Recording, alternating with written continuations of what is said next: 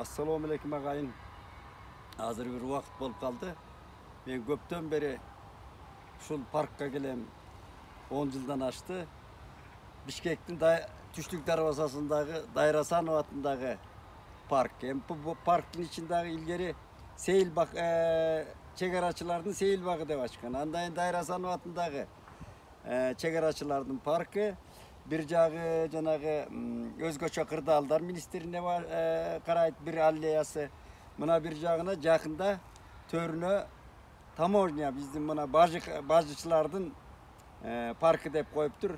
Hazır görsetöyün hem görsetseňer jalan orusça жазып ошол төрүн илиптир. Өткөндө ушул Бажыkomдун төрагасы жакшы жигит экен, кыргызча абдан макалдатып сүйлөгөн деп бир мактадык эле, жалаң орусча.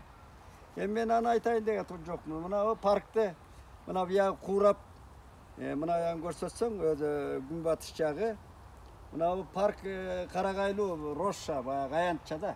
Мен жакшы көргөн at başıda mına ушундай карагайлардын арасында чоңойгон мен.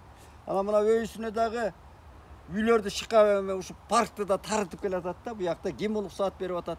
Мен таң калам, мына аскадай болгон үйлөрдү жер түгөнүп калган соң ушу паркты курчап салып атат да. Мына буягында болсо тияк уурап калды.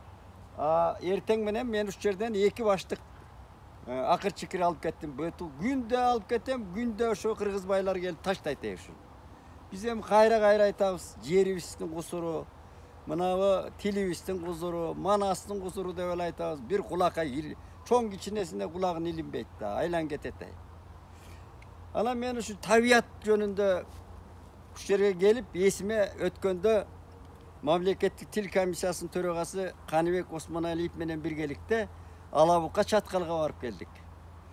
Мен экинчи жолу барышым, Чаткалды биринчи көрүшүм. Çatkal деген özü Manasta aytılат, Улуу Манаста. Çatkal jeri. Uşu Çatkaldın çaڭы чыгыптыр, кайран жердин. Çaڭы чыгып атат. Мына Кытайдын ар кандай эми ал шектүү, шеги жокпу, фирмалар алтын касып атат. Кыскасы, асыл жердин алтын касабыз деп чаңын чыгарып атабыз да. Анан ошол жерде эне тил боюнча жыйын болду, мен эл алдында айттым, эми бир Кудай өзү сактасын, бизди bir kataklizm gütüp turat da. Mınday jerge mınday mamile jasаштын özü. Улуу Manastan başlap bizdin makal lakaptarыбызda Get Bukadan tartıp tetik kийинки soňku Arslanbekке чейин, Barpaga чейин айтылып турат аккан суу жер жөнүндө, жердин касиети жөнүндө. Bir kulak илбей турган адам калбады. Bir чоң кызматкерлер калбады бизде. Мына мер басып келбейт деп какшайбыз ушул жерге. Эмне болуп атканы шыкап эле үйлөрдү салып атат. Мына сейсмологиялык жактан абдан кооптуу эле ушул жер. Кайра эле шыкап эле салып атат.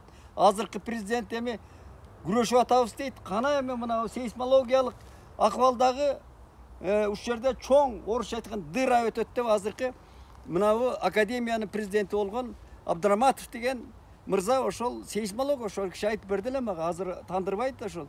Мына бул жер абдан чоң кооптуу аймак. Ушуга укмуш үйлөрдү салып атат. Бизде эмне Какараман Мараш деген жерге барган быйыл чоң зилзала болду го Түркияда. Көчмөндөр оюндарын симпозиумуна ошо талкаланып калды кайран жер. Бул табияттын кусуру деген бар. Быйыл чоң бизде болбойбу эмне? Биз эмне Кудай менен сүйлөшкөн элбизби? Же чоңдорубуз, президенттерибиз сүйлөшүп койгонбу? Бул кооптуулук, элдин коопсуздугу деген бар да. Мына журналист катары какшап, калемгер катары көргөн катары айтып атабыз, жаран катары. Эми Чаткал кайран Чаткалдын чаңы чыгып атыптыр. Мен таң калганым, мына азыркы президент болгону, анан президент дагы министрлер кабинетинин төрагасы да бар эле экен. Эч ким Чаткал унутулуп калыптыр. Жол жанагы бел Канышкыя деген бел. Чаңы чыгып, ошончо эл убал тарактатып алтынды ташып атат. Аркы кара бура тарапка да ташыйт экен, бер жагынан да ташыйт экен. Алтын керек экен бизге. Жердин кереги жок экен да. Ата-бабабыз канжыгага сынган бутун канжыгага байлап алып берген, калтырган жердин тозоңун чыгарып, бир күнү өзүбүздүн тозоңубуз чыгат туугандар. Бул биздин эзибизге келбейлиби? Ошо жерди карабайлыбы? Чаткалга мен боорум ооруп келди, албетте элдин жашоосу өтүп атат. Бирок жол Berki Kanışkıyanın içi ber jakta baratkan. Dimele boruңor suu ботко болуп атат. Dimele жанагы алтын касабызда беле мындай табиятка шундай мамиле жасап отурсак, урматтуу президент, сиз табиятта чоңойгон кишисиз. Мына көлдүн түйүндөгү жанагы таштандыларды алып чыктырдыңыз го. Буйрук менен. Кайран ошо бирөөлөр таштады ошо. Көлдүктөр өздөрү таштаганда. 90 канча километр сетка жанагы тор. Ал чирген балыктар менен кошо. Ушинтип тазалатып атасыз. Чаткал деген тиякта боткосу чыгып атат. Кайран жердин. Улуу жердин. Ал теге Усубалиев деген ыйлады эле, эми калпычымбы, киши өзү калп айтпаган киши да. Мен чаткалды сактап калгам. Илгери Рашисов деген ош жерге Өзбекстандын биринчи секретары, Компартиясынын биринчи секретары. А жерге суу сактагыч курам дегенде Москва менен бүтүм чыгаргандан мен сактап калгам, Брежневке кирип атып деп китебинде турат. Ошол жер бүгүн таптакыр, эртең мындай жүрүш менен ал 5 жылда ал жер бүт коозузугу өлөт. Кана алтындан биз байып кеткенибиз. Жерди сактап калсак, урпакка өткөрүп беребиз да, ошол бизден да акылдуу, Алыкул айткандай, бир жакшы билимдүү муун келер, жерин сактап өндүрөр алар.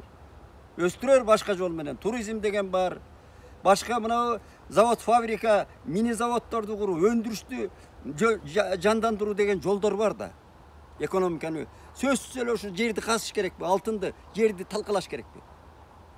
Мына чаткалдын чаңы чыгып калды. Бары өзүңүздөр көргүлө ошо чаткалды. Мен боорум ооруп келди. Биринчи жолу көрдүм эле, сыртынан окуп жакшы. Мына биздин Атбаштай болгон бийик тоолуу жер, ар жагы урчугу кетип биздин Ташкентке чейин байыркы биздин жерлерге кирет. Дарыя агып кетип атат. Укмуш дарыя агып Өзбекстанга кирип атат. Ошонун чатына аркы Капчыгайга кес куруп, ошо жол менен байыса болор эле. Жерди чукулабай, жерди талкалабай. Мына ошонун бир эле кыйроосу мына Борбордо болуп атат. Канча жасабыз? Мына парктардын кебетесин, мына суу келбей кургап калганын, туалет жок. Туалет. Мен тетиги Бакиевден убагынан бери жасам. Уш жерде ишемби, жекшемби күндөрү эл быкпырдай жайнайт. Бир заман туалет жок. Бажысы да салып койду бу жерге көрнөктөрүн. Күлкүн келет да.